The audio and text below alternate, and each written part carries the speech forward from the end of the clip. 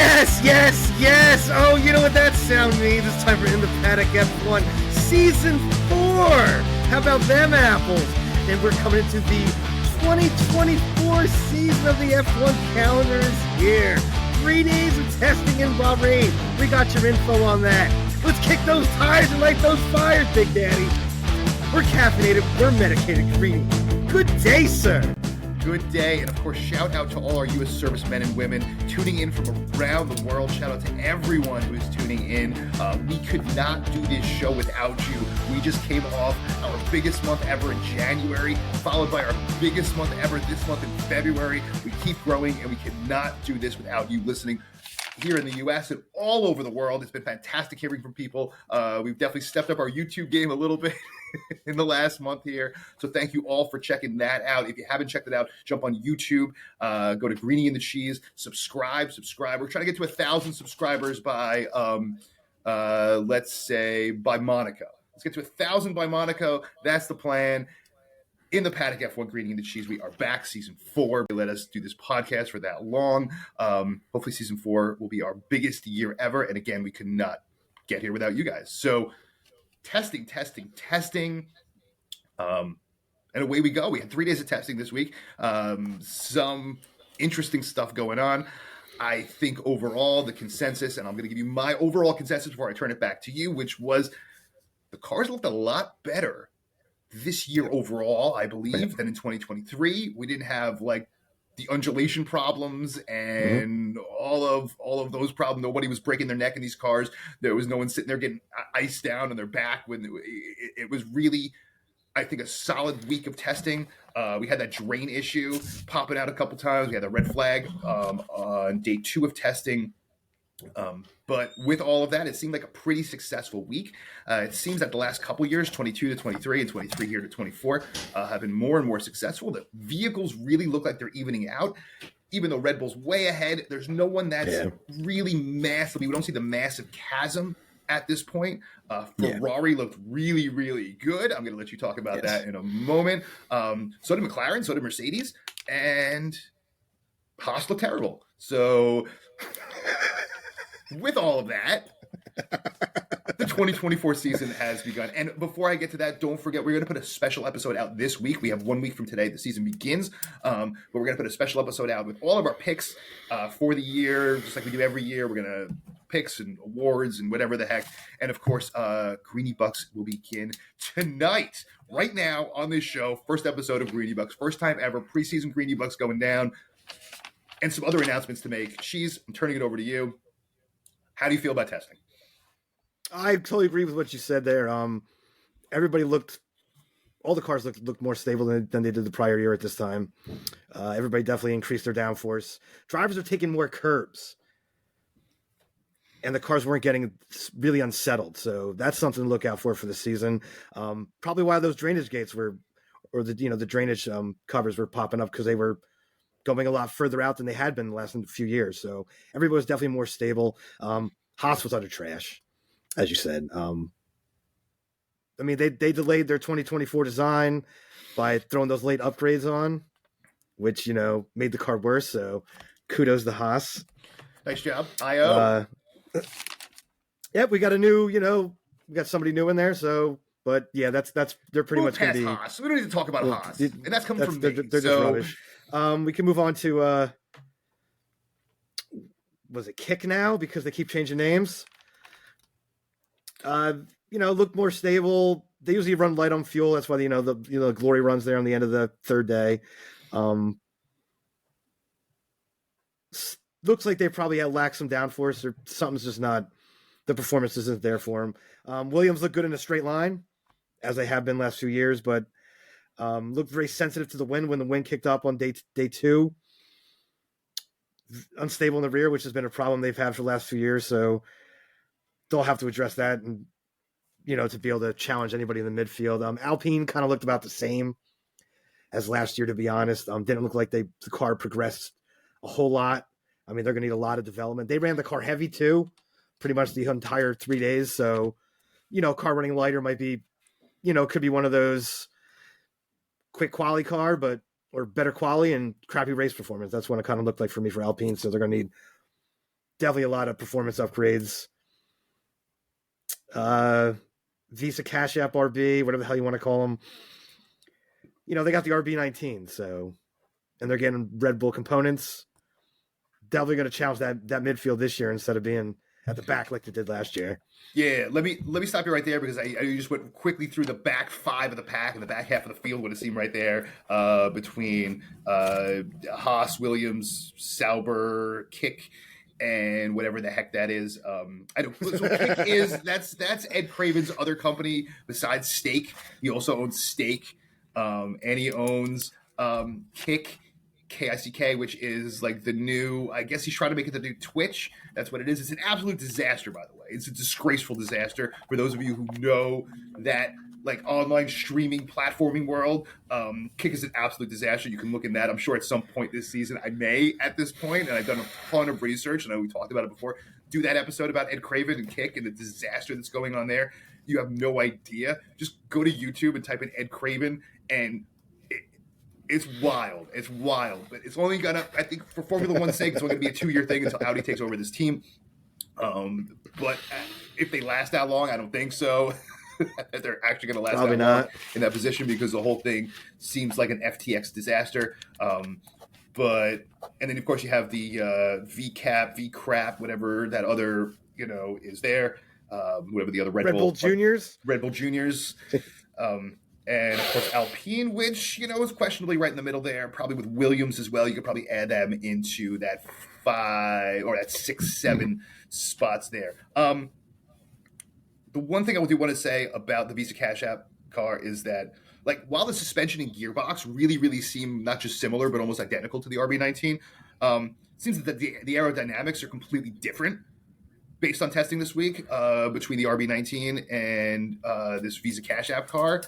So I don't see, as we were talking about maybe a few weeks ago, that this Visa Cash App car could compete for a top 5 spot. I don't think. I think they're definitely going to be in that back 4. I think you might agree as well. And unless Alpine has a disaster, I think Alpine's going to be in that. They'll be challenging in that 5-6 spot. Top 5. Yeah. I think for sure. Williams and Alpine should be in that 5-6 spot this year. No, which we didn't. No. Down. This is down. Yeah, this is down for Alpine. Visa Cash App is going to be the top of that bunch, 100%. They have way more backing now. They're using the same facilities as Red Bull. The car's going to progress.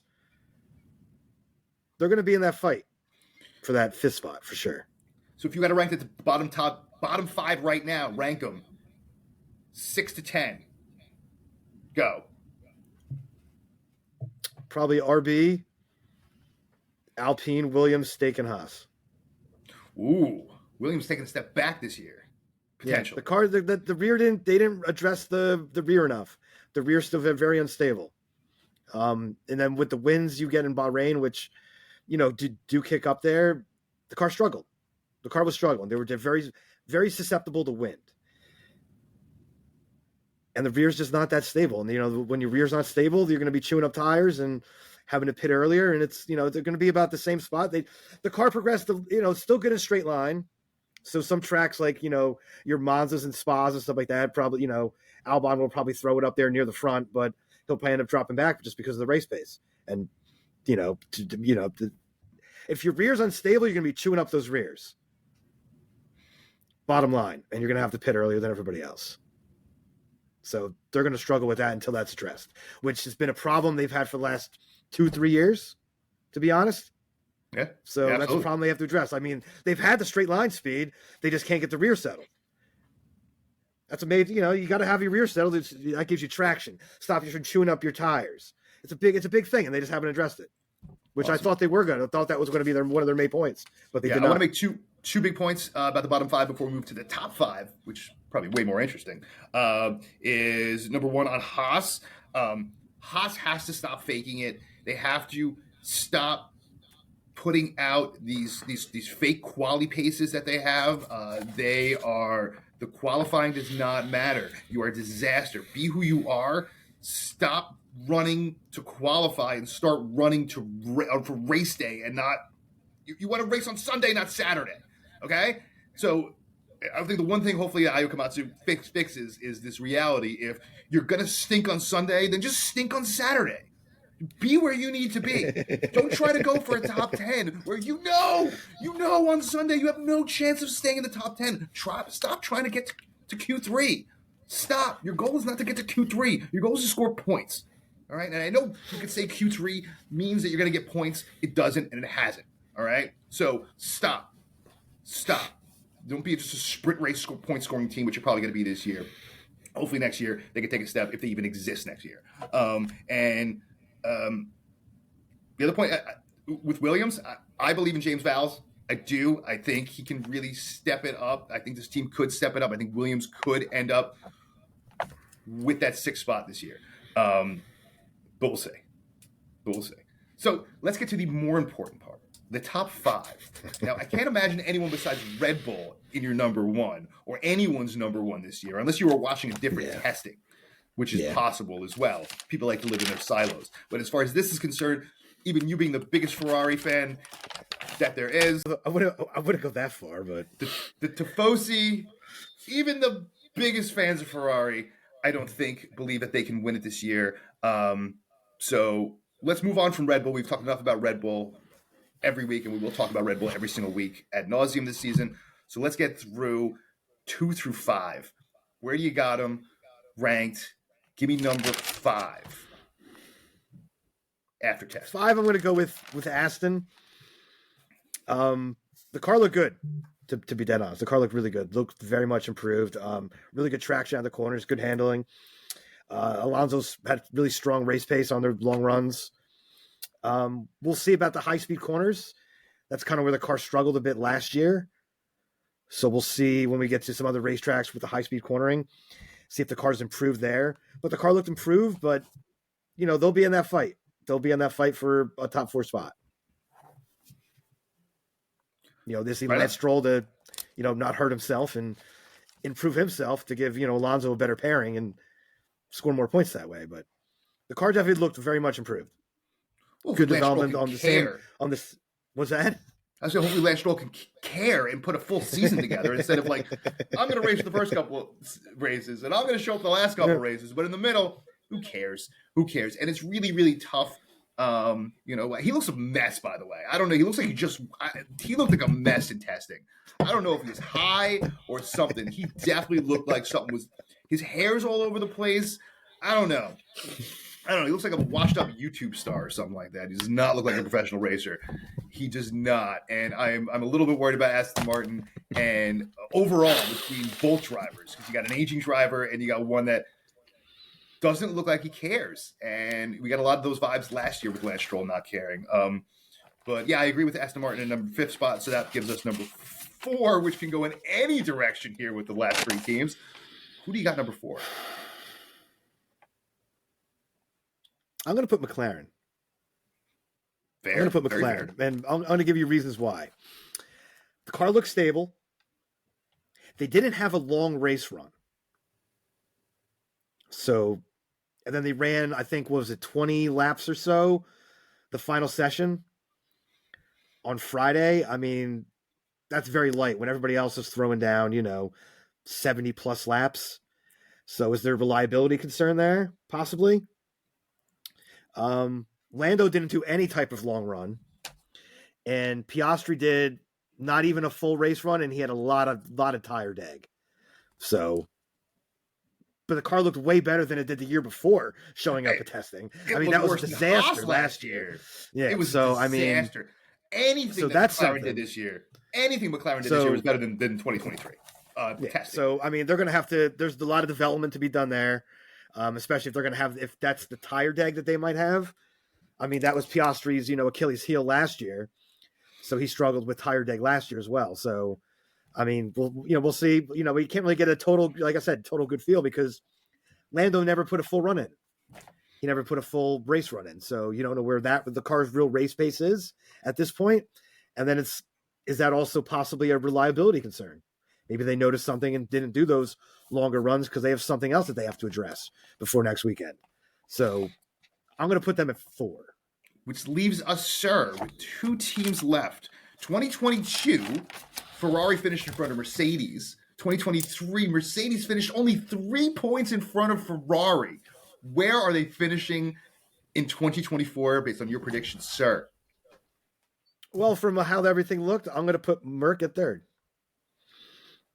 The car looked a little bit more nervous in the rear end, something that they had an issue with last year. I think George Russell came out and said that he had, at some points he had trouble putting the car where he wanted to going into the corners. So, that's a little bit of concern. But they had a little bit of a different front wing design. So maybe they might have to change directions on that, because if drivers are saying that they're having a little bit of an issue putting the car where they want to. So those are a couple concerning things compared to, I'm going to roll right into it, the red team from Maranello. They had a brilliant test outside of Red Bull, to be honest. Yeah, absolutely. The car looked so much more consistent. The rear looked stable. The one lap pace was there. They had really good race pace, really good long run pace. But that also comes from the car being more consistent and the rear being more stable. So hopefully they've addressed the major issue they had last year, which was tire drag. Because at some points during the season, they were, running races or right up there with Max, a couple seconds behind, where most guys now follow during a race, because just to have the less air disruption to your car and save your tires a bit. But they always had to pit 3, 4, 5 laps before Red Bull because they had super high tire drag. So if they can address the tire drag, that's a major, major thing that Ferrari needed, because the performance of the car was there. Yeah, but they're still probably, let's be honest. Nobody put their car in anger mode. Maybe some guys that maybe Haas for some of their, lap times that they had put in. But let's be honest. Nobody in the top 5 put their car in anger mode. I think the best time was Leclerc at 1:30. That was 2-3 seconds off of the pole pace from last year. So once everybody puts their stuff in anger mode, it's going to be a little different. But the Ferrari's probably, I'll say it, 2-3 tenths, probably off Red Bull's pace.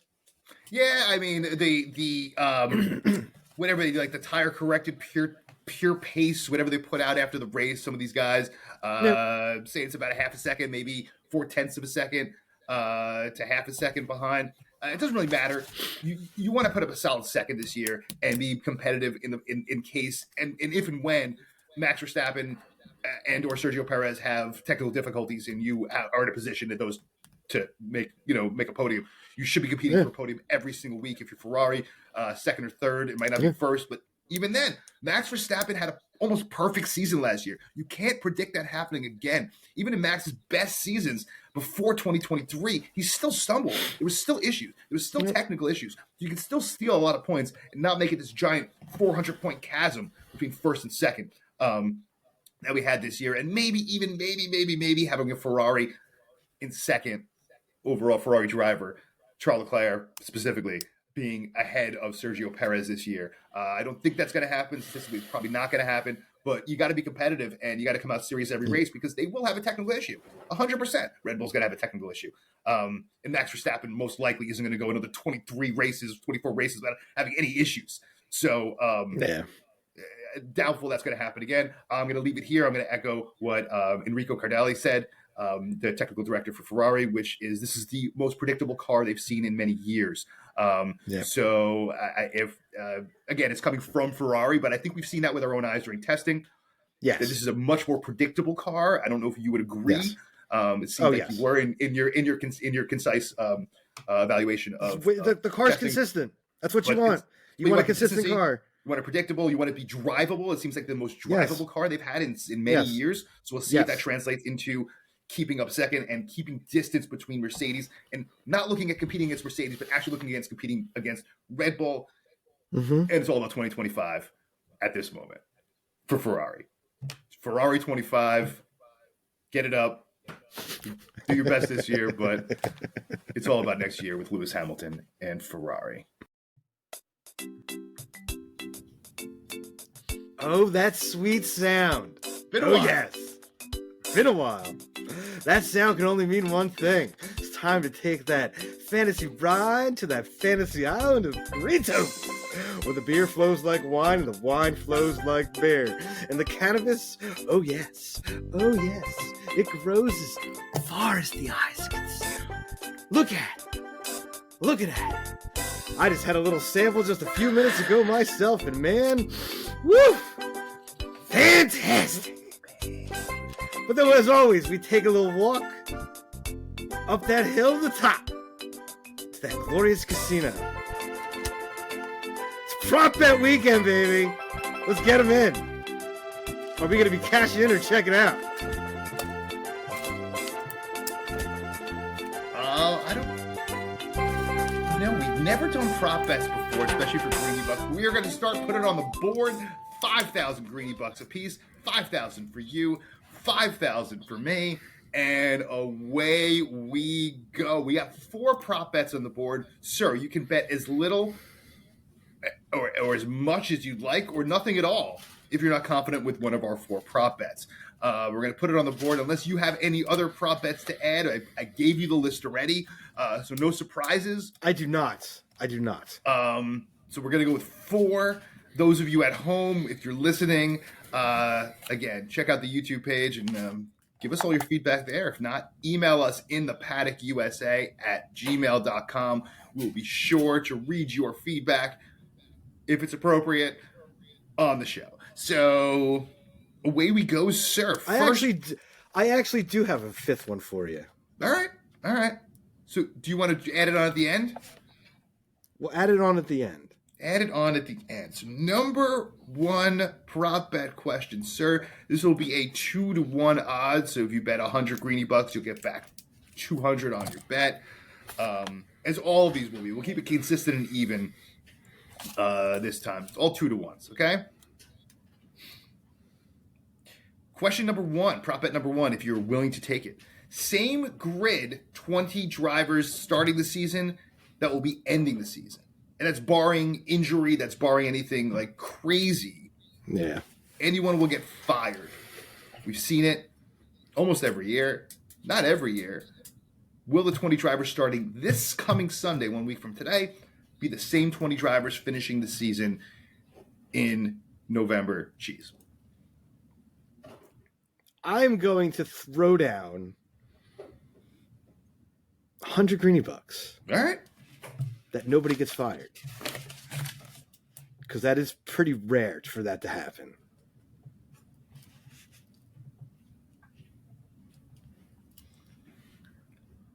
I am going to the opposite. I'm going to bet 100 Greeny Bucks that someone will be fired this season. Someone will be losing their job this season. 100 is bold. That's a bold move. So I'm going to bet the same as well. Give me $100. Someone will get fired. I think I know who it's going to be. I will let you know the next episode, the season preview episode, who I think is going to get fired. And for good reason. And why.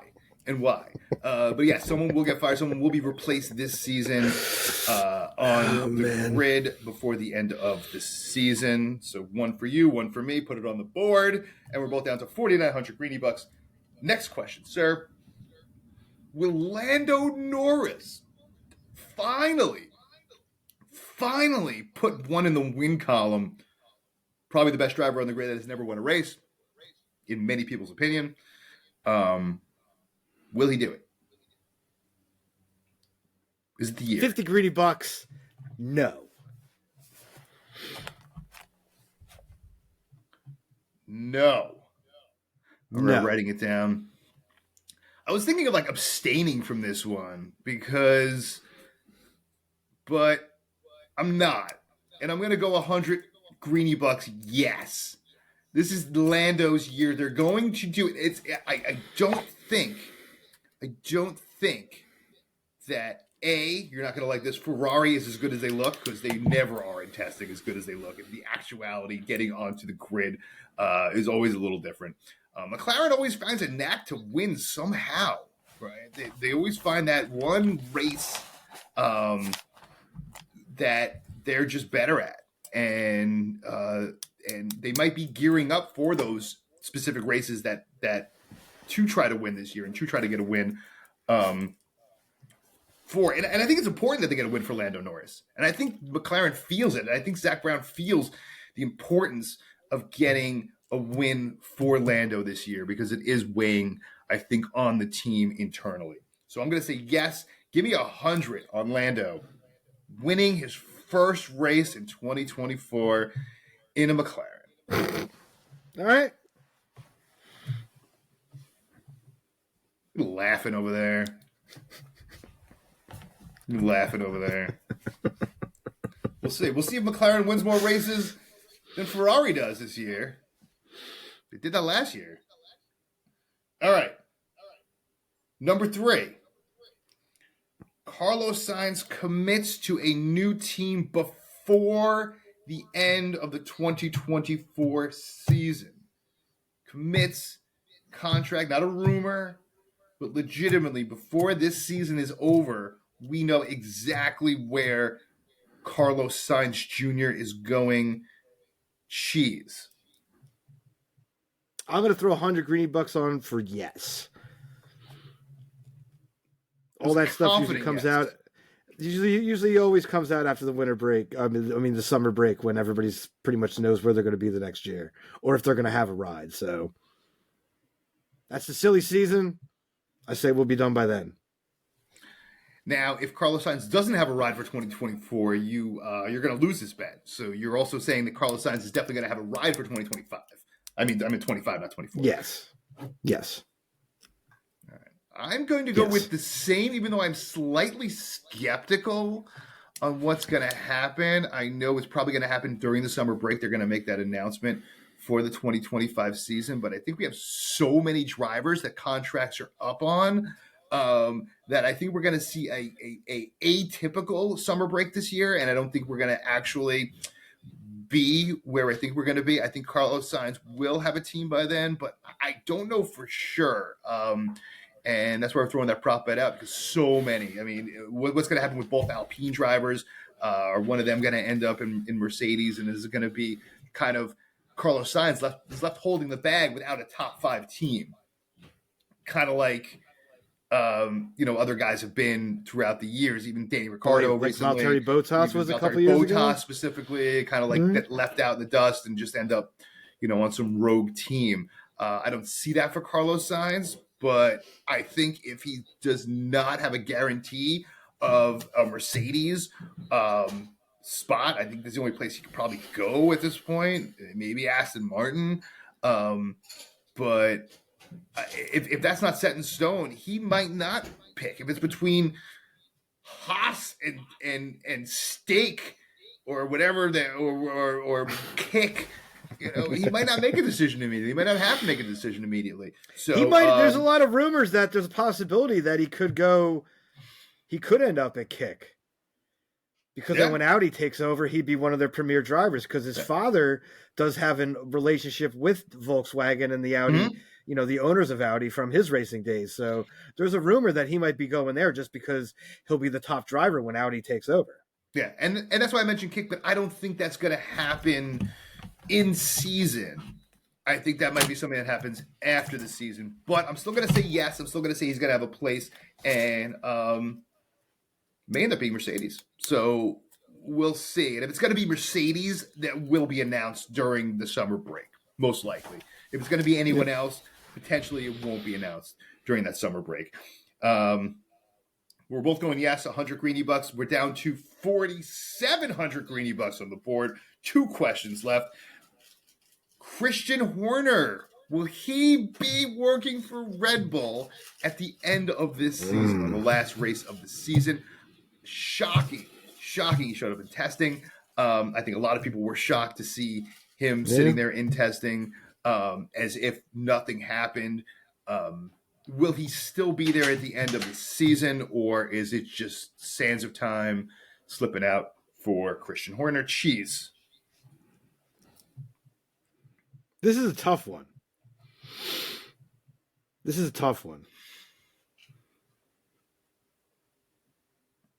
I mean, do you really run him out to testing if he's not going to keep his job? That'd be a little weird to do that to somebody, wouldn't it? Depends. Throw him out there for testing. I mean, that's just funny to me. If you're going to can somebody, you're not going to have them show up at testing. So I'm going to throw 50 that he does not get canned. 50 for the no. I mean, you know, my humble opinion on it is that from rumors and what you've heard, I mean, he just should probably be fired. But I just don't see you run somebody out for testing and then you're going to can them, or you're gonna get rid of your team head and during the season too. That just doesn't sound like a move that Red Bull would pull. So I'm going to say no. Yeah, it doesn't seem, and I agree with you almost 100%. And I don't want to see chaos. I'm actually going to. You're going to hate this.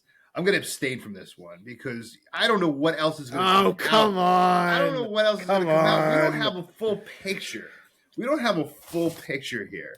Oh, come on. Put a bet down. Don't wimp out. Don't wimp out. All right, $50, 50 greeny bucks that he's done. He's done. And I understand the optics don't make any sense at this point. But I'm leaning towards him being done because I'm leaning towards something else coming out. I think he was there probably because if he wasn't there and this information ended up being false for whatever reason, but there's way too many lawyers and there's legal. This is legal. He was in legal depositions going on. This isn't just like FIA or Red Bull higher ups or those at the top. This is legal. This is lawyers involved. This is depositions involved. This is the court system involved. So this is a lot deeper. So with that, just like if you or I got in trouble, got a DUI or something like that, and we're still pending in the process, we'd probably be allowed back at work, depending where you're at, until it's all resolved through the court system, because you are still, even in this case here, innocent until you're proven guilty, and he hasn't been proven guilty yet. But I think the other shoe dropping, this is ugly. There's a lot of lawyers, a lot of legal stuff involved. And he might not get fired specifically, but he might and probably will at some point step down from the position and not be with Red Bull. If he's still with Red Bull, the question was, is he going to be with Red Bull and not principal of Red Bull? He may not be with the team at all.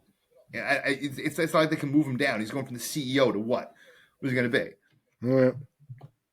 Yeah. Assistant. He's not going to be. He's either going to be the team principal and the CEO of the company, or he's not.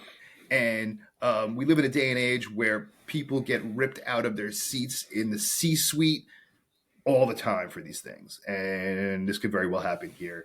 So, and it happens overnight. One day you wake up and everything's great, and the next minute you're done.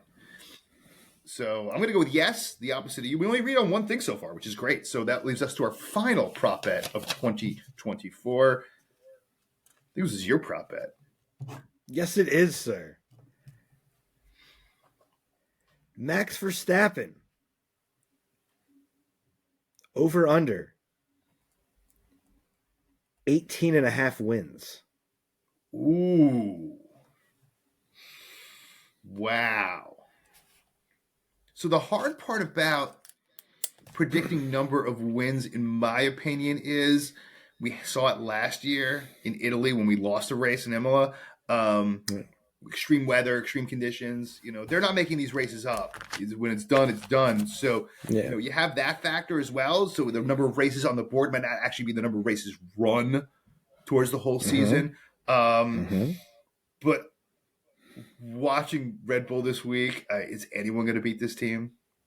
And Max is worlds ahead of Sergio Perez. As much as we love Sergio Perez, as great as he's been for the sport in Formula One, he is light years ahead of Sergio. The car is built for Max. It's not built for Sergio. He is a second-class citizen here. And I think he's going to run away. I think Max is going to win 20 plus. So let me go with yes. I will also take the over. You didn't give your money amount, sir. Oh, give me 100 greeny bucks. So I'm in. I'm going to say the same 100 greeny bucks on the over. All right, so I'm in for 450 right now, and you, sir, are in also for 400 greedy bucks. So we got our bets in. One more time. Same grade to finish. You say yes, same 20 drivers. I say no. Question number 2, Lando Norris win a race this season. You say no. I say yes. We both say yes that Carlos Sainz will commit to a team before the end of the 2024 season for 2025. Christian Horner loses his job. You say no. I say yes. And then we both say yes on Max Verstappen plus 18 and a half. Those is your Greeny Bucks segment. First one for 2024 in season 4. You forgot and didn't remember our YouTube channel, hit it up. Get on YouTube, subscribe. We want to get to over 1,000 subscribers by Monaco. Let's do it. Let's get over 1,000 subs by Monaco. She's our favorite segment of the week because we could do this every week. And that, sir, it is time for In the news. In the News. We don't have a ton of news going on outside of testing this week, but there are. Well, that's a lot. That's a pretty big chunk of the news for the Formula One week. It's a pretty big chunk of the news. I'm going to drop something on you that has been going on for a couple of weeks now. We're just talking about driver switches and who might be in and out for 2025 already. We haven't even started 2024. We're trying to talk about 2025. Sebastian Vettel. This is coming from Ralph Schumacher saying Sebastian Vettel might be the number 2 driver for Mercedes for 2025, as well as a little bit of rumors. I'm going to keep it rumors at the moment coming out about some disappointment about George Russell and George Russell's future with Mercedes as well. How do you feel about 2025 Mercedes already? This is going to be a big story this year, all year long, what 2025 Mercedes is going to look like. A, is this going to be a distraction for 2024 Mercedes? And B, how do you feel about these rumors? I always thought that Seb would come back after a year or 2 away. You're a race car driver. You have the need for speed. He's already popped in, some other things that he's popped in and out of real quick, but I always had a feeling he'd come back. I've heard these rumors before. I've heard Toto Wolff speak about it. So, in a very positive light. So that would really not surprise me whatsoever if Seb came back and took that seat. Absolutely not. No surprise. Will it be a distraction all year with Lewis leaving? You're darned right it's going to be. It's going to be a distraction internally, especially once, the talk begins of developing next year's car. And Lewis isn't going to be involved in those meetings whatsoever, like he would have been if he was going to be there. So there's going to be a lot of tension and things are going to build up. There's a possibility that other members of the Mercedes team are going to leave Mercedes and go to Ferrari with Lewis, like possibly like a Bono or something like that. Like there could be some other movement coming out of the team with that move as well that we don't know about. So it's absolutely going to be a distraction for him this season. 1,000,000%. It's going to be a distraction. Yeah, this is not what Mercedes, I think, thought at their New Year's party, what the first couple of months before January and February would look like for them. They were just prepped to go with Lewis and keep developing George Russell and just monkey wrench after monkey wrench. I really think that if any team is equipped as far as from the PR perspective to handle this, probably is Mercedes. Toto Wolff does a phenomenal job, and really everyone at Mercedes does a phenomenal job as far as the public relations part of all this, and as far as keeping things separate. But I think, as we say, they think this time every year, we should be expecting a decent number of F-bombs coming out of Toto this year, because I think it's going to be a tough, sticky transition, and wherever they end up, whether it be Andrea Kimi and Antonelli, who they're all talking about, stepping in there and replacing. Maybe he needs another year or 2 in development, and they're not so confident in him, and that's why. But I think if Andrea Kimi Antonelli gets to where he needs to be by the summer, and they're looking towards that for 2025, I might think he might be the answer to go with George Russell. if George Russell is just not scoring points every race as he should be, as he didn't last year, and really as he should be in that Mercedes this year, maybe they'll make a decision during the summer break. And so, I mean, Andrea Kimi Antonelli actually could end up potentially threatening George Russell's seat more than anyone's seat, because if they don't get the performance out of Russell that they're expecting, and Andrea Kimi ends up becoming a stud, which some are projecting him to be, we could see that as well. So there's a lot going on, and I think if you're going to bring in a rookie, potentially you might want to pair him with a Sebastian Vettel, right? What better than a multi-time champion to be able to pair with your rookie year, if it's not going to be Lewis Hamilton, which it obviously isn't at Mercedes. So that's how kind of I feel about it as well. It really can go in any direction. And these rumors, and Ralph Schumacher, you don't really see him dropping rumors so often, and you really don't hear as well as these are not rumor mongers that are talking about this. These are people legit inside that know a lot more than we do, that are having these conversations, and now a little more public. So I wouldn't be surprised to see Sebastian Vettel back on the grid in 2025 in some capacity. Might be a little surprised to see him with Mercedes, but if it's going to be, I think we might be shocked. But I think of Sebastian. I mean, to be honest, that's a really good pairing. German driver and a German car. I mean, it'll definitely fire up the German fan base for sure.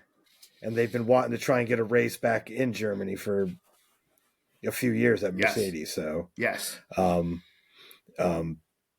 so putting a German driver in a German car makes a lot of darn sense, if you ask me. Yeah, it does. Yeah, it does. And I mean, listen, I don't think Mercedes needs to do much to up their brand, but every team always wants to up their brand. Eight straight constructors championships, and now not even anywhere close. So I think they're all everyone's setting up for 2026 at this point, and everyone's setting up for 2026 and posturing. There's no one that's going to be Red Bull this year or next year, and you got to put yourself in the best position. And putting yourself in the best position sometimes is bringing the best talent available to your squad.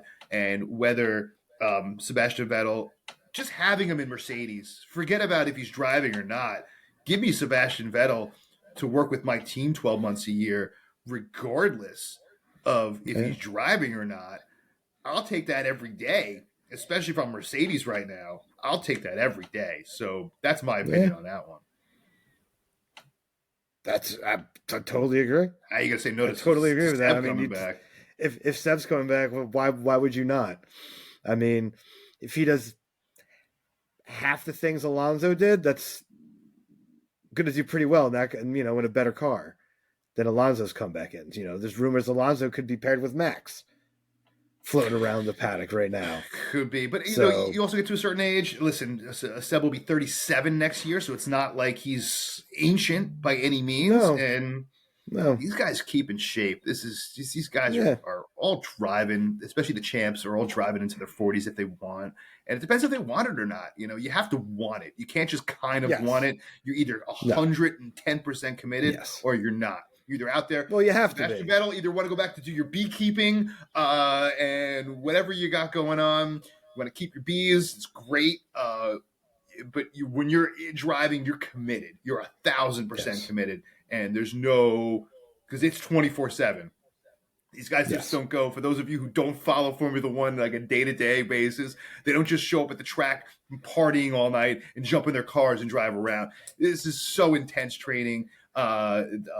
Just everything about training is so intense, and you can't half-ass it. Not by any means. Yep.